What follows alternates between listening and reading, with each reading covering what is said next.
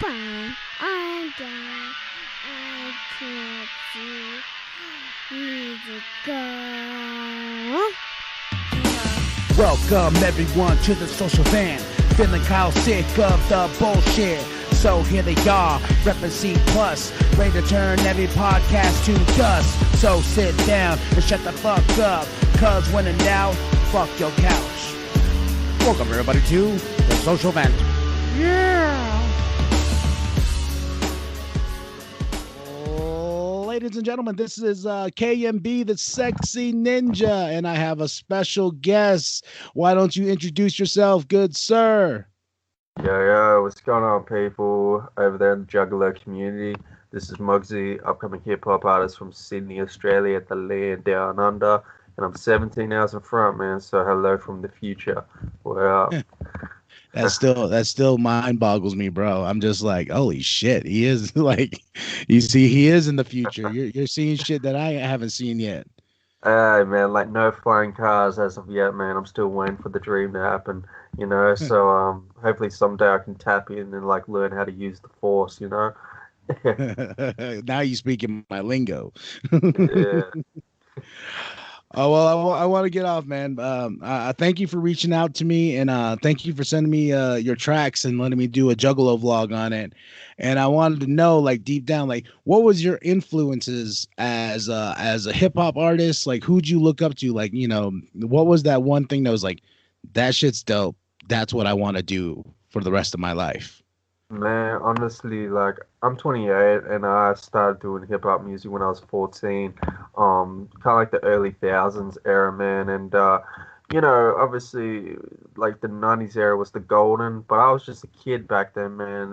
So I didn't really know much about hip hop until I was a teenager. But around that time, I guess I wasn't your so-called like Mr. Popularity in a sense, man. So back in high school, I was sort of fighting through my adolescence years and getting through the wrong crowds and just like fighting through my mental health and all this kind of shit. But instead of like dosing myself up with pills and stuff, man, and seeing some damn shrink that don't know what they're talking about, I found the culture of hip hop, just what they were promoting with dudes like Eminem, Nas, Tupac Shakur, all those kind of dudes, man, and they used to have this sort of like aura about them, which could, walk into like any situation, any community, any circumstance, and like nothing would bring them down. Like they just had this raw aggression about them through the power of like rhyme and poetry and hip hop to make a difference in their own communities, but on a worldwide level, So I want to be like that, man. I wanted to like be like those guys I looked up to and, submerge my own message and hopefully give back to the next person, whoever was listening to it, man. But when I grew up and I became more mature, I didn't want to just do it as a music standpoint because I felt that it would kind of be taking the culture for granted, man. I really wanted to like learn where I came from, like the 70s, the boogie down Bronx and the 80s and the 90s, and to where it's become so universal. And it's funny, man, because I'm so isolated here in Australia, but at the same time, I had such a love and respect for the culture of hip hop that I just tried to like find and resource any way that I could to learn everything about it, man. And now I'm here for sure. Hell yeah. And I mentioned that in the vlog is like I love how hip hop has become so universal, and now with technology, people in Australia and in England and China, Japan, now they can get their hands on it, and you can study it thanks to YouTube, thanks to Spotify, thanks to all of this stuff. And it's freaking crazy. And with growing up, was it hard in the hustle to try to get these things before technology was even a thing? Yeah, well, honestly, man, like even with my career standpoint, like when I was starting off, and I just like made like a rough, I think it was like a 3-track demo. I remember, you know, I would try and like hand it out to like local stations or, dudes that were in my position now, or even like local gigs, and the constant like criticism would be like, "Nah, we're not feeling it. Hip hop's not a thing." Or from the dudes that were doing it in my position, were just like, "Nah." They would have this ego about them that was just like, "Yo, like we've never heard of Mugzy before, so like why should we rock with you?" And it was like this whole ego of just, if you're not with our crew, we're not gonna fuck with you like that. And I was just like, dang man, like I'm trying to like reach out to all these people, and like no one's giving me the time of day. Like, dude, do I quit? Do I keep on going? And this was kind of like, you remember like MySpace, MSN days, man, the early days, man. And Yeah. yeah, and I was like, instead of doing the Australian market because they're not rocking with me, man. Why don't I try and tap into the USA market? So I did the same process and the same routine, and I was like, hey, I'm an upcoming artist and that. And next minute, it was just constant, like, get on this station, get on, this magazine, and whoop de woo like that. And I was building my resume that way, and my experience, and it was building me more as an artist at the time. And then slowly, the Australian scene picked up on that and started, funding me that way. But in saying that, man, it's kind of like when I see kids reach out to me now, they're like, hey, check out my SoundCloud, or can you give my, YouTube video a like or something?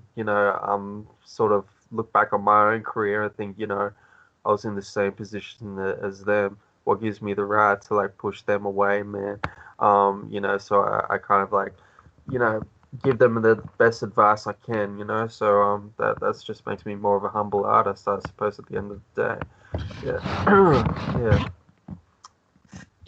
Yeah, man, and I understand that completely because I started these vlogs to just to start them, just to get my thoughts out there. And then a homie of mine, my assistant, he was like, "Yo, you should do some reviews. I know you have an ear for music." And then it just grew from there. Then when I started like really grinding and getting into it, and then I had like sexy ninjas like you and other sexy ninjas sending me stuff, and I was just like, holy shit, I'll fuck yeah, dude. I want to spread the positivity. The underground is so sweet and it has so much to offer, and we got mumble rap, and mumble rap is fucking garbage, and it shouldn't exist in the day of hip hop, especially the way hip hop has come from the past. And if the past could see what it is now, I feel like they would just slap the shit out of these motherfuckers.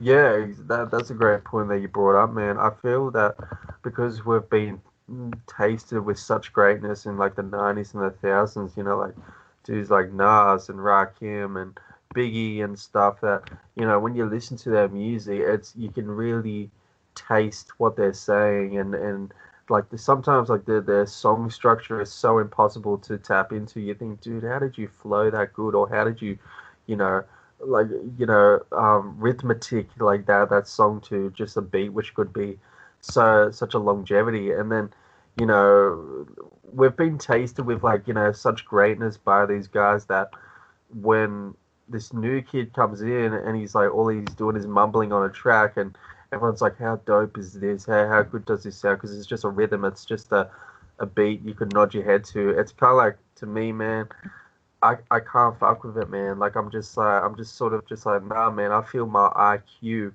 is lowering by the minute when I listen to this shit, because it's just there's no like, not rhythm, but it's not even trying, man. It's like, if I was a like a painter or something, and like a world famous painter was like teaching me how to paint, and they're just like, show me your best drawing, and I just splattered, just a whole bunch of paint like on the canvas, and be like, here you go. And I wasn't even trying. Like, that's how it works. Like, man, it's not even trying, but becoming famous at the same time. It's a fucking joke, man. Sorry, I'm getting on my soapbox, but it's like, it gets ridiculous sometimes, man. This whole, I constantly see a new kid artist, and I'm like, all right, check him out. Oh, it sounds like the rest, fuck out of here. So Well, the thing too is, I was looking at your profile, and I saw the Yankees hat, and I was like, yeah, damn, man. that's fucking hip hop right there in general, and I miss rap, it's weird to say you dress like a rapper, but but if you say that nowadays, it's like you see these kids, these mumble rappers, they're all like super tight jeans, super colorful, looking like a school board or school desk all over their face and stuff like that. Yeah, I mean, I think there's a balance, man. Like one, obviously I still to this day, even in 2019, man, I still get the stereotype of he's trying to do the whole Eminem act and that. And it's funny that they say that, man, because it's kind of like, yo, of like the knowledge that I know about hip hop, like I could just rape your mind fuck you with like, that it would just make you sound stupid that M wasn't the first white rapper, man. And like it's just the funny thing about that is, man, I think there's a balance between a white boy loving hip hop and the class on class wigger, because like with wiggers, like Malibu's most wanted, like I don't pull the whole, yo man, like what's up, shorty, and like all this sort of shit like that I know I've seen dudes that do that even over here, man, and it's like borderline corny as fuck. But I just love hip hop music, man, and I love the culture of it, and the urban sort of way. And if that's symbolizes me as people think I'm different or something, then fuck 'em, man. Because like that's a good point that you brought up, man, with these kids now like tattooing their faces and stuff, man. That was an era that I loved. Like you would see like dudes with my style and that, and it was just such an incredible look like that. I don't know, something is such nostalgic about it for me. And if I was a 14-year-old kid, man, and like I was like, yo, check out Takashi 69 or check out, I don't know, this new, what is it, Lil Pump or something, and I look at that CD, I'll be like, dude, that's not cool.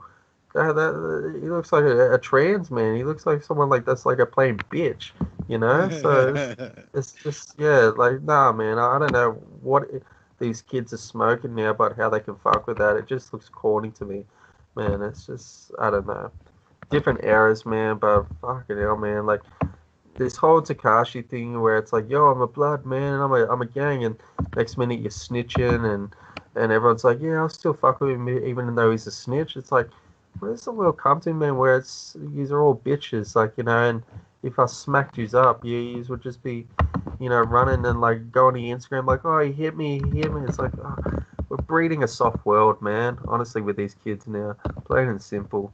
Yeah, I need my morning coffee, man, because I'm getting on my soapbox too much now. Yeah. It's all good, man. Preach, preach, and it's very true. I have a very deep loathing and hate for Takashi 69. Like I don't understand. I don't know why. Homie's snitching, homie's clarified as a pedophile, and everyone's still fucking with him. And I'm just like, what the fuck? Like, what is up with this dude? Like, and I've tried his music and it's garbage. I've tried a little Xan, it's garbage. I tried a little Pump, it's garbage. I tell people, I'm like, come at me then. You fucking want to fight me on this? I'll fucking tell you that shit's garbage. I'll give you fucking something. Here's the Slim Shady LP and compare it to your rappers today. Exactly, man. Like, fuck, it's just border. Like, I love dudes that make me think, or like it's, make me spark something in my brain, or I don't know, just to be like, dude, I want to be like him, or I want to do my message or something, or even if not just want to be in a rapper, just listen to him and be like, man, I'm going out and buying that dude's album, or wanting to learn more about that guy, because that shit's dope. These fucking kids now are borderline junkies, man. Like plain and simple. Like what was it? That Trippy Red, the bloody fucking new one that just came out. Dude, the guy looks like a borderline. I'd see him in the welfare line getting his paycheck, man. But it's like that shit for hip hop is borderline garbage, man. Like I mean, I want to see real artists. I'm tired of like this social media promoting these fuckwits, man. It's getting to the point where it's really becoming ridiculous. But I'll see like, new rappers wearing a dress for publicity or something. I was like, man, fuck off, like get out of here. It's just do your own thing, but don't claim it to be hip hop. Just plain and simple, man. That's just me. Yeah. Well, yeah, and if they can't string more than two sentences together, or yeah, I think you've noticed this in the hip hop game. The quote unquote ciphers are freestyles now. It's just basically songs without a hook. And I was like, battle rapping. Do you battle rap? I don't, man. I think I've just got a massive anger problem or something, man. Because I used to watch it like 106 in Park and the grime time and stuff. And dude, if a guy was like standing in my face, like talking about my mom or my brother or something like that, I don't know if I'd be able to just like stand there for like a minute and take it, man. Hey, like I'd probably like start punching on. Maybe it's the Australian way, but a lot of dudes said, yeah, you should get into it. But I was like, I don't know. Maybe I've got to test my ego first. That's just me. No, it's true. And I rap, and everyone's asking me, like, can you do a battle rap? I was like, man, just like you. I'm like, I got anger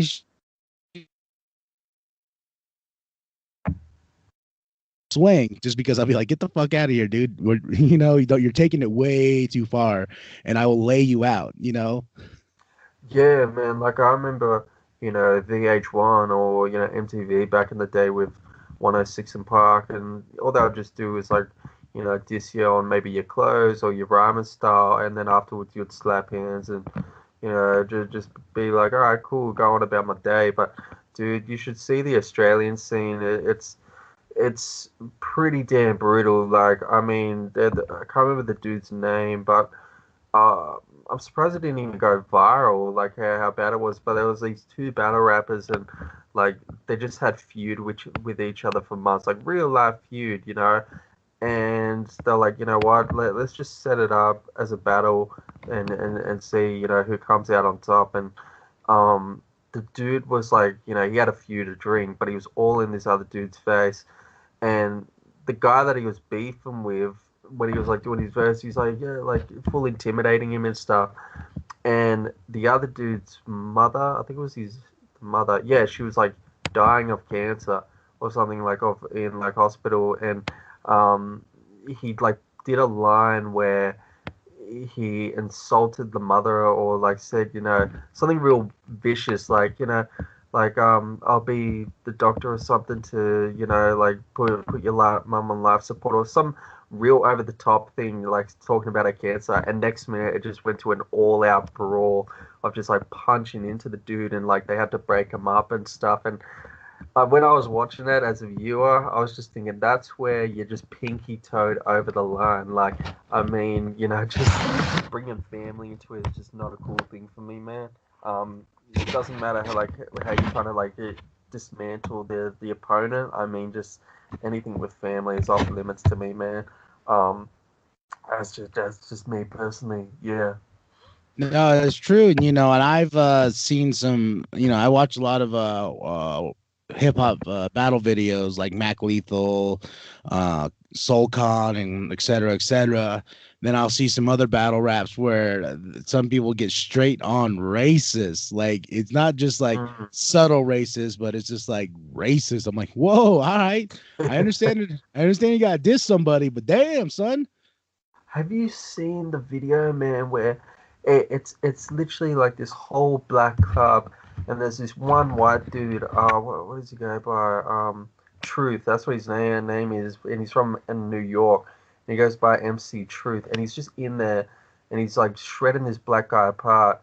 But he's dropping the N bombs constantly in this Oh, I this seen that. yeah, this flood of, just black people. And every time I watch him, man, I'm just thinking, shit, man, like, watch your mouth in that, It's like they're obviously not doing anything, but I'm like, fuck, man, I'd never pull that line.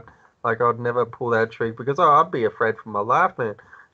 Just like the whole N bomb, man. I'm friends with some black people, man, and like I never like that's just corny shit to me. That's borderline, like, I'm friends with like some black dudes, man. If I'm like, yo, what's up, mate? Like dropping the N bomb. That's wiggish shit. That's wiggish shit to me, man. Like that is when I see white artists do that, I'm just like, man, fuck out of here. You're a cornball. I could never rock with that. So that's just me personally, man. Yeah. Yeah, I remember I seen this one. I'm Native American, and I saw this one where this one dude was like talking about taking their land and indigenous this, going off on him about how he's glad his people murdered and raped his people. I'm just like, holy shit. I was like, I understand you need to diss somebody, but to take it to that borderline. But the native dude, he brought it back. Like he like I respect the fact that he kept his cool and he brought the fire back, but at the same time I'm just like, yeah, my anger issues doesn't put up with that shit just because I'm just like, why do you have to be ignorant to this point to get your point across? Well, I understand you want to be a rapper, I understand you want to be hard and whatnot, but I this is just not the way to go, and that's just the way I personally think. Oh yeah, I 100% agree, man. Like what they've taken it to now is, I don't know, man. Like maybe if it was 106 and Park days, I would have just been like, yeah, that's cool. If he's only dissing me about, maybe what I've made or my albums or something, I could just easily flip that. But this whole just about your mom, your father, like, obviously what you said, like taking over people's land and stuff, it's like, oh, okay, now this is where it's a whole different ballgame, man, and this ain't for me, you know? Yeah. Oh yeah, and I want to switch it up a little bit. I know your love for hip hop. What else interest do you have in, like movies, wrestling? I like WWE, so when you hit me up and you're like you're in Australia, and I was like, oh shit, WWE was there last year at Super Showdown. So Yeah, they're over in Melbourne, but man, I was a huge WWF Attitude and WCW Nitro days, man. Like I was obsessed. Like this is before the world of hip hop, man. Like when I was probably like 10, yeah, maybe 9 or 10, I don't know, but I was obsessed with Kane. Like he was like, I reckon that's the best gimmick WWE's ever done, man. Not corporate Kane, what they've done now. I mean, like the whole his debut to about probably 2001. Yeah, probably 2001.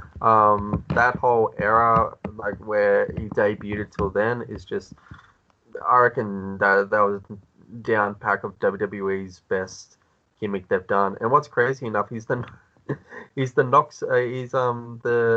mayor for Knoxville, Tennessee, man, which is absolutely insane. Like I've been keeping up with his promos and stuff on Twitter, and even though I can't vote for him in that because I'm here in Australia, but it's funny when like I see his little promo vote for Glenn Jacobs, and he's knocking on people's doors saying, "Hey, you want to vote for my cause and stuff?" And it's like, dude, like, could you imagine that? Waking up, getting your morning coffee, next minute, like, like Kane is at your front door, like doing a promotional service, man.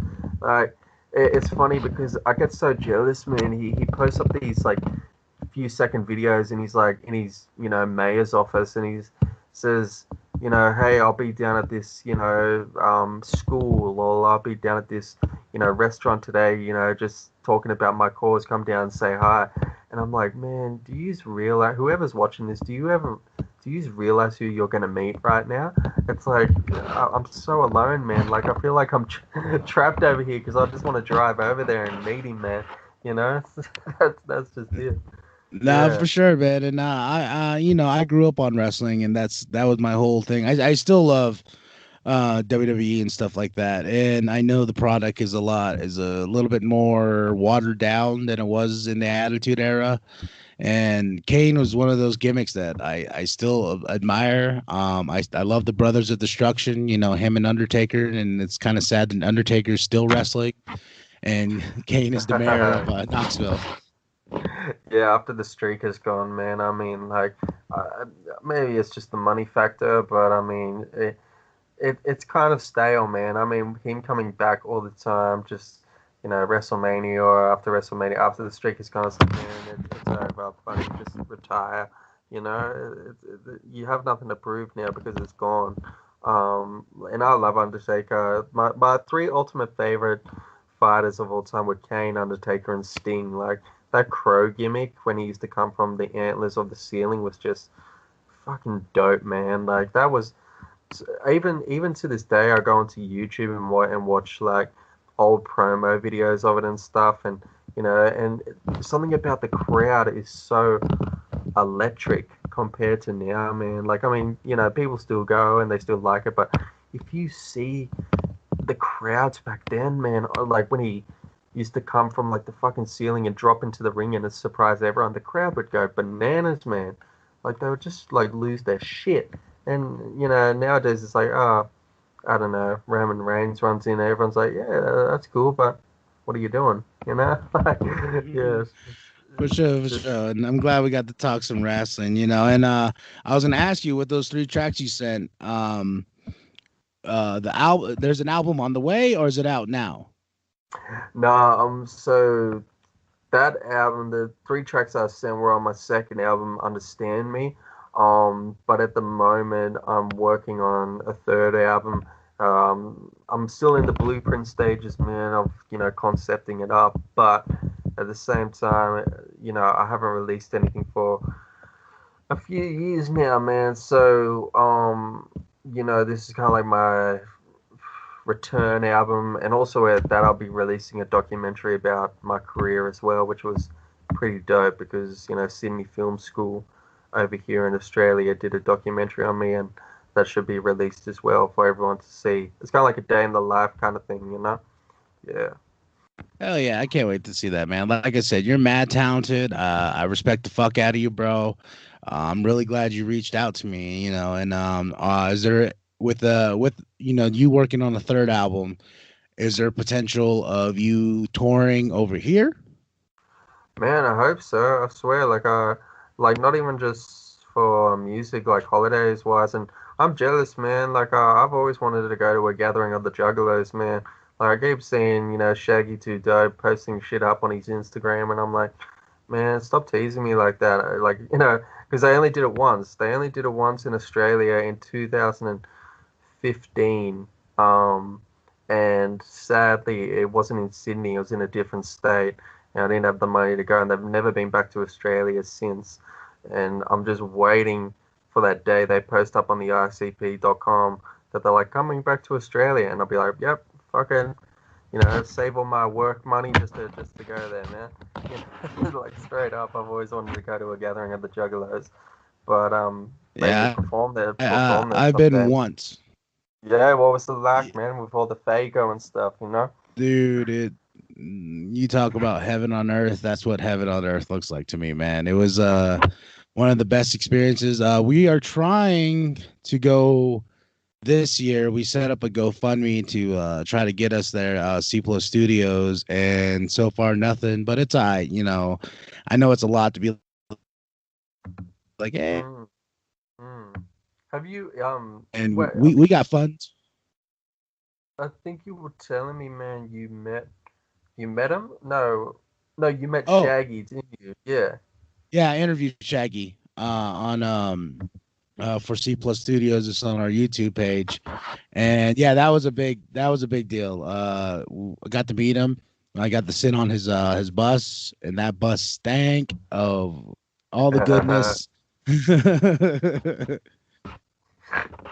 Well, yeah, like, like, what's he like in person? Is it still the same as what he does in natural interviews? Is he pretty chilled? Is he standoffish at first? Like, what's his vibe like? Because, I just know him from music and watching audio and stuff, man. I've never obviously met the guy, so like, what's he like generally in person?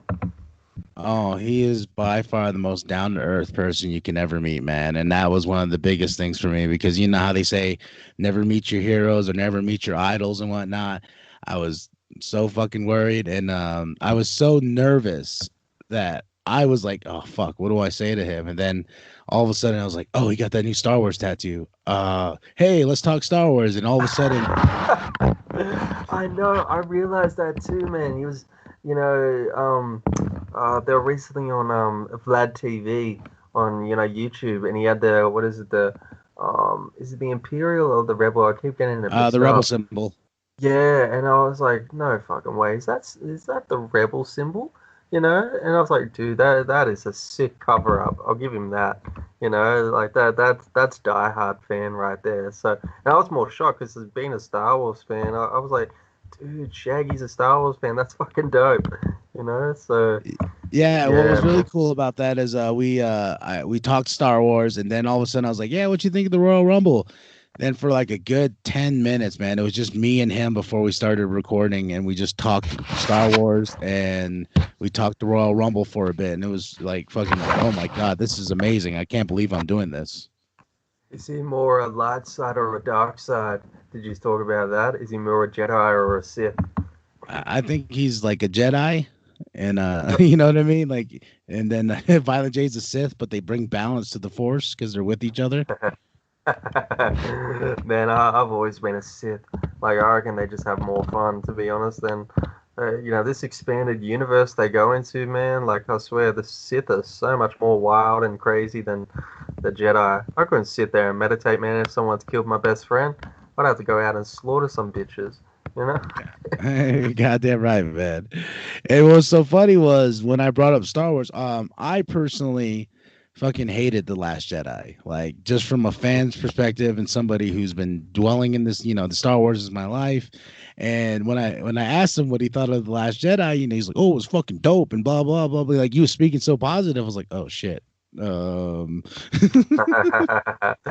Man, I'm on the same wavelength as you. Like, it's. I think the mist is kind of gone with Star Wars, man, because there was such a, you'd wait a few years. Well, I wasn't born in '77 in the '80s, man. I'm sort of, sadly talking about the prequels, but even as my teenage years, you'd have episode one, and then 3 or 4 years after that, you'd have episode two, and then three, and there's like a nostalgic kind of like, fuck, what's the next one going to be about? Or, like, when is Anakin going to be Darth Vader? But nowadays, it's like year after year after year, and then, or month, they'll bring out the Solo one and the Rebel one, and it's kind of like, fuck, man, Star Wars is. I'm not even really that pumped for episode 9, man. I reckon it might be a flop, to be honest. That's my personal opinion. Yeah, yeah. Well, I have the opposite feeling, and I'm hoping JJ can bring balance to the Force and what the garbage was of Last Jedi. I have a podcast I did on it, and it got heated with me and one other guy because he loved the movie. I hated the movie, so the whole podcast was me yelling at him yelling at me, and me saying "fuck you, you don't know shit." Oh, man, like, I mean, I've never. Oh, well, I suppose I get that way with music, man. So I kind of get where he's come from with movies, but I always have that argument, man, which is like some people love the movies and some people hate the movies. It's just why I argue about it. But it's the same context of music, But like the only thing I have a problem with is just like sometimes, like, wait, actually, how do I explain this? Yeah, I do acting, man, as well, and dude, sometimes I go down to these acting sets, and like you get this one loony that pulls like a line and says, "I like silent films, and what these newer day artists are doing crap," and I'm like, wait, hold on, slow your roll. So you think that Heath Ledger's Joker is garbage? And it's like, yep, it's not what they did in the silent films, and the real artistic vibe. I'm like, man, like,